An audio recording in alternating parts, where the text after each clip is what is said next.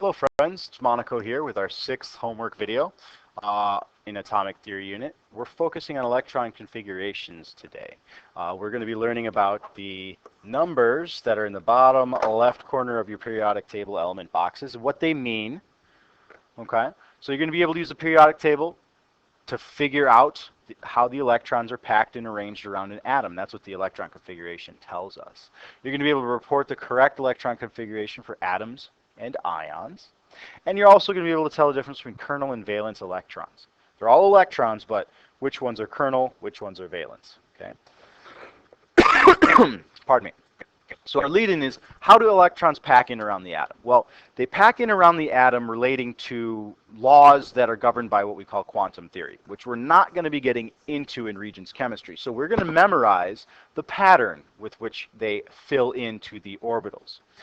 Electrons are lazy. They like to fill the lowest energy shell first, which is the first principal energy level, 1. It's the closest to the nucleus. The second, third, and fourth principal energy levels each have higher amounts of energy as they go out further away from the nucleus. So the electrons want to pack in close to the nucleus as possible, and they fill from the inside out when you go. Okay, so the electrons will fill up the orbitals from the inside out, occupying the lowest energy states first before they go into the higher ones.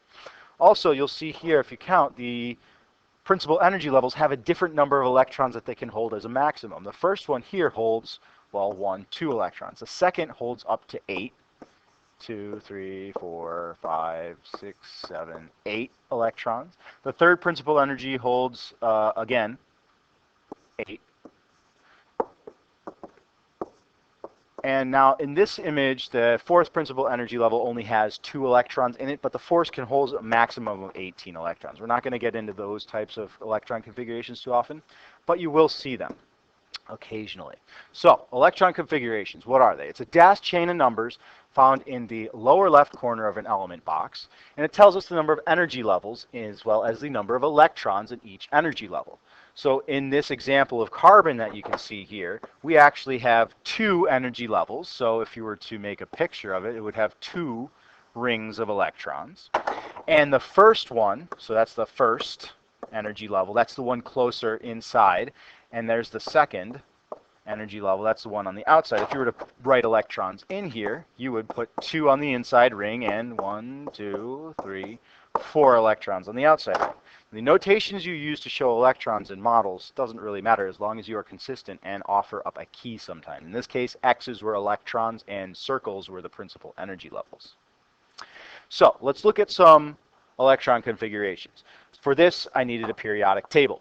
Our periodic table has the electron configuration for all of the elements, the atoms that are neutral right here, listed on it. It doesn't have ions, so we'll have to apply some prior knowledge there. For magnesium, I just look up Mg on my periodic table. It says 282. There's my electron configuration. Now for the magnesium positive 2 ion, this means that it has lost 2 electrons, and therefore there are plus 2 more protons than there are electrons around this particular ion. So we take away 2 electrons from the electron configuration, and we always start at the outside end. So that is why the electron configuration for the Mg plus 2 ion is 2-8, not 8-2. Okay? For bromine, we'll look up Br, bromine, on our periodic table, and it's 2-8-18-7. 2-8-18-7. So it has 4 principal energy levels, 7 electrons on the outside most ring, 2 on the very first inside ring. Now the Br negative 1 ion means there's 1 more electron than just in plain old bromine. So if we're going to draw this, we have to draw this new electron configuration showing that we've added 1 more electron. And it is going to go into the outermost ring because the 3 on the inside are already full. So that would be 2, 8, 18, 8. These are not minus signs. These are dashes showing that there are gaps between the energy levels. For barium, I'm going to look up Ba, and it has quite a long electron configuration. And for lead, there is a shortcut.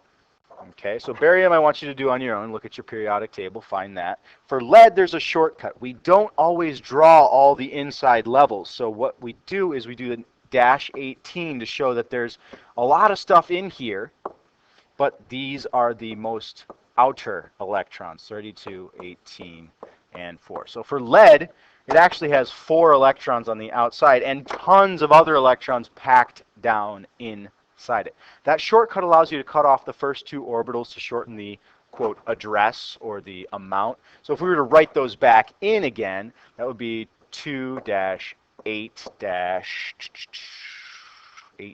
Yep, 2-8-18. 2-8-18. It's just a condensed way to draw the same thing. Okay, so let's check it out. Valence electrons. Those are the electrons of the outermost shell, the highest principal energy level, and it's the last number in the electron configuration. The kernel electrons are all the inner electrons. Okay, so if we look at some examples of chlorine, you'll find chlorine on the periodic table. It has 7 valence electrons and 2, then 8 inside, so 2 and 8 total is 10. Let's look at nitrogen.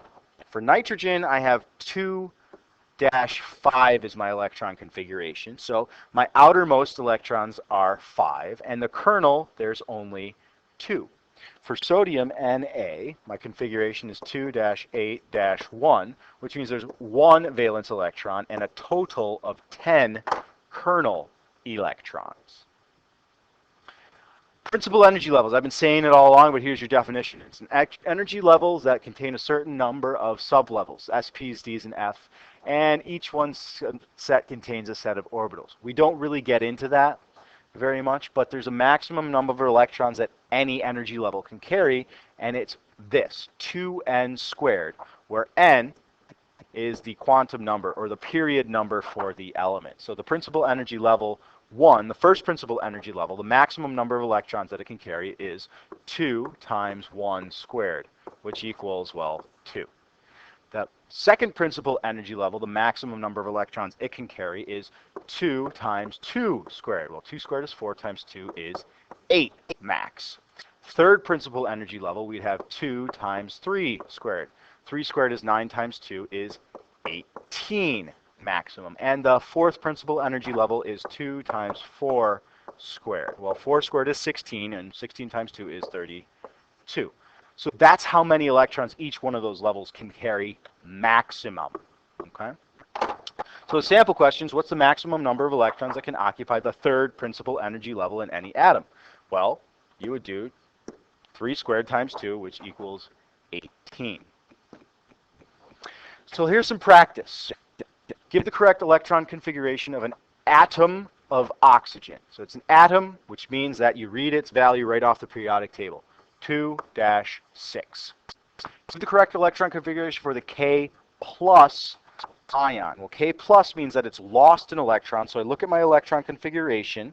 It's 2-8-8-1 for the pure atom, but it lost an electron, so I'm going to say 2-8-8, and I'll be done. How many valence electrons are there in an atom of fluorine? So I find fluorine on my periodic table, and I see that the configuration is 2-7. 7's the outermost, so those are the valence electrons.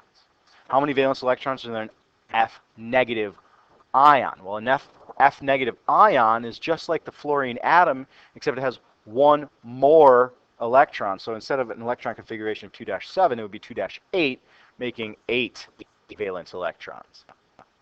Okay. The kernel electrons are the ones on the inside. So if we look at a phosphorus atom, its electron configuration is 2-8-5 from my periodic table. And if I ignore the 5, because those are valence, the 2 and the 8 make a total of 10 kernel electrons. If you look at a bromine atom, we're looking for the number of principal energy levels, and I'm really just counting the number of numbers that are in the sequence there. It goes 2-8-18-7. So there are 4 principal energy levels in a bromine atom. And how many principal energies there in a, repeat question. Haha. Got lucky there. All right. So now at this point, you should be able to find the information where the valence and kernel electrons are in the electron configuration on the periodic table. You should also be able to know how many principal energy levels are around any given atom if you have that electron configuration. And you should be able to write that basic electron configuration for those atoms and the ions. The ions are tricky because you got to remember that when you lose an electron, you become positive, and when you gain one, you become negative. So thanks for watching, everybody.